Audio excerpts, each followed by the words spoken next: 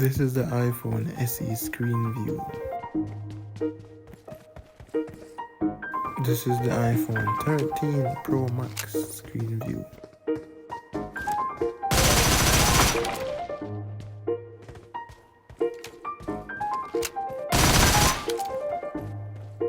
This is the difference. Do you notice the difference? This is the screen size dimensions. And as you just saw, the iPhone 13 Pro Max has a much larger screen than the iPhone SE. So why does it appear that you see more on the iPhone SE? Well, the iPhone SE has what they call a widescreen display. Now, because it's an ultra-wide screen, it basically looks like an iPad. Right now, you're seeing the 13 Pro Max screen because this is some 13 Pro Max gameplay, but later on you're going to see the iPhone SE. But the irony I want to talk about today is the fact that the iPhone SE has one of the smallest screens in the iPhone lineup, yet it has one of the widest displays. And here is the display again. As you can see, this basically looks like I'm playing on an iPad, basically iPad view. I was wondering too, can you use this in esports? Because technically it would be kind of cheating because they banned iPads from esports. But yeah, you can see basically what I can see on my iPad on this phone, which is crazy. I don't know how that makes sense, but I guess it's fun. Surprisingly, it doesn't feel like a 4.7 inch screen, and I know that might just be an opinion, but when I'm playing with it, it doesn't feel that small. I play pretty much regular. Because the chip inside this is an A13 Bionic chip, it's basically like playing on an 11 Pro Max. So you can get even extreme 60 FPS with HD graphics. So it's still like pretty good performance wise, even though the screen is 4.7 inches.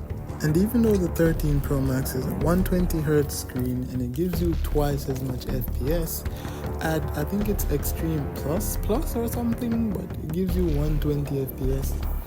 It really, to me, I don't see the difference, mainly because it lags for the 120 FPS. Maybe when it's optimized enough, then I'll see the difference. But for now, above 90, I don't really see the difference. But there might be a difference in competitiveness if you're playing seriously for to win something valuable. Like, I don't know, like a roll of tissue or something, but apart from that, playing on 60 FPS with the iPhone SE, I think is valued at like $130 or so, or max $200, or even less than that, maybe even $100 or even $80. You can get an iPhone SE second generation 4, and you can play games just like you'd play on an 11 Pro Max that costs maybe even twice as much for a screen that's like 1.5 inches bigger. That I'm saying, you don't really see the difference when you're holding it in your hand because there isn't really much. Only thing is that when people are like at a far distance and you're not going to be able to see them versus somebody that has a bigger screen, you can see them clearly. You might strain your eyes if you're not careful.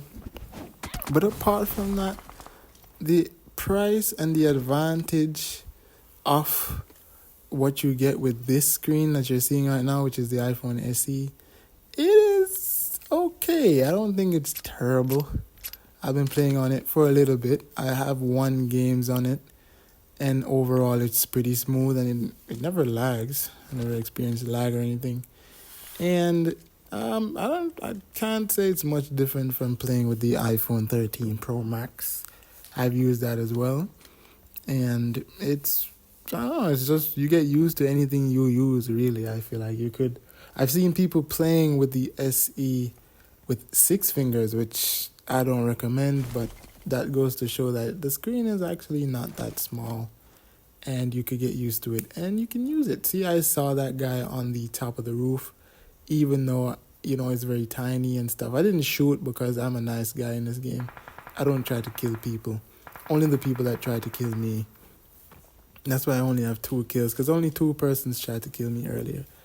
And yeah, I feel like if you like the retro look of because I think the 8 Plus has the ultra wide screen too, which gives you pretty much the same thing that you're seeing here. But the 8 Plus is on, I think, a A8 Bionic chip, so it's super slow. You lag a lot, and you can hardly play the game. And I don't think you can get HD 60 FPS, unlike with the SE that you can get. The only problem with the SE, I'd say, is the battery. The battery life on the SE is not as long as the rest of the phones, but it's bearable. You can use it throughout the day if you're not playing games that much, and the battery won't die by the time you get home. But this is the iPhone 13 Pro Max now, and I don't know if you can see, but some of the times in the main event areas, you still lag, which I found weird. I didn't know that $1,000 phone, I don't think it's $1,000 anymore, but I didn't feel like I would lag playing on this phone at all. But I've heard people say even on the 14 and the 15, it's just the game that's the issue. People still lag while playing. Maybe that'll be fixed in the future, who knows? But a lot of people, they don't play, even a couple of friends of mine, they don't play in 120 FPS because it doesn't really go to 120 FPS most of the time. It's like 100 or 110. Other from that, while you're playing, it makes sense to just cap it at like 90 FPS. That way you can get, I guess, the full usage out of it without lagging or overheating your phone. In general, I don't know, maybe I've been hearing a lot about the Androids. Maybe the Androids are actually better because there's a lot of Android esports players out there. So maybe that's a route to take, but using the 13 and the SE, that's what we're talking about for this video. I would my personal pick would be the 13 Pro Max, just because of the more reliable performance and the bigger screen. But if I wanted to go for that retro look of the wider look, where you can see more of your player and more of your surroundings, almost like an iPad view, I'd go for the SE to experience that, but not to seriously play the game, because I feel like you're at a slight disadvantage if you can't really see things. Coming from iPad, because I used to play on the iPad mini, definitely wouldn't go to such a small screen if I'm trying to play seriously. But for casual gameplay, definitely go for the iPhone SE, as you would be able to you could enjoy casual gameplay with the SE if you're not trying to be number 1 or number 2 on the leaderboard. Then yeah, definitely buy an SE for $80 and you'll get some nice performance out of it.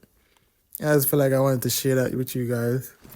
I'm gonna be streaming I don't know, soon, so you guys could stay tuned and let me know what you think. Let me know what type of phone you use.